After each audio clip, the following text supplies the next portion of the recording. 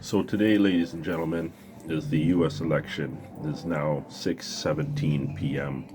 Eastern Time.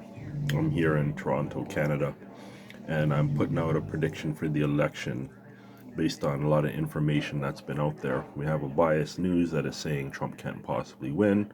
I'll consider that the election last time he won against Hillary Clinton, and if he could win against Clinton, then he can win against Biden.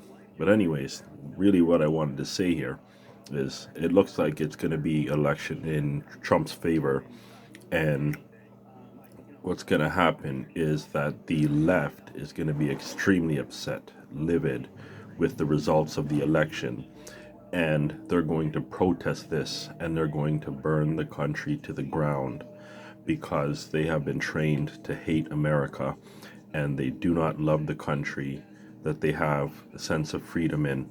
If you go to other countries and live there, you will notice that it's a lot more strict there. It's not like America. It's a lot more racist. It's a lot more sexist. It's a lot more homophobic. And they don't have that experience. They don't know any better.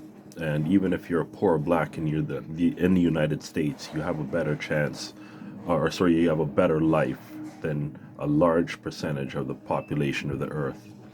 So, on the other hand, you have the alt-right, who they say, or just conservatives, who they think are KKK, neo-Nazis, gun-toting militiamen, racist, sexist, homophobic. Those people have been standing by. Those people have gone out and protested and said, oh, look, I can carry my guns. I'm not violent. I'm allowed to use this for my defense. And they're not going around and shooting people and all that stuff. I'm not saying that nobody on any side has not committed any crimes. There's always going to be people who commit crimes with these fervor, but just the intensity and the rage and even the recent protests that we've seen with the Black Lives Matter protests and all this stuff. And it's just people going and trashing everything. They're not willing to have a dialogue. Martin Luther King would roll in his grave if he saw that this is how America is trying to fight against racism and any type of discrimination for that sake.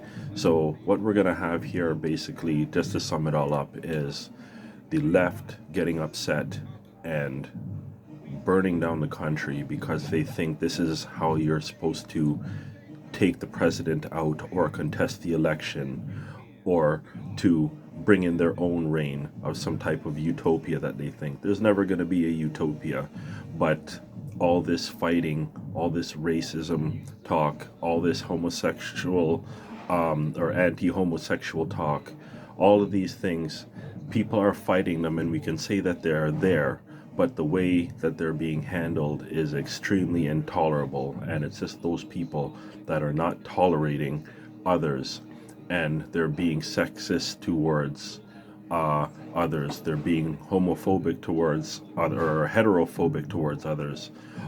All these things are going on, and it's basically what group used to be good is now bad, and what group was bad is now good, apparently. So there's no such thing as equality now. It's just people taking favoritism while playing the professional victims. And unfortunately, that is what's happening in the United States. And we've had the racism before, but we didn't have the burning of the cities that happened. We did have those at certain times, yes, but I mean, generally, it's been a problem there. And while it needs to be addressed, now we're not addressing it properly. So I hope that everything quells and doesn't happen to be a big blowout, a big multi-city riot, a civil war. I hope all those things don't happen.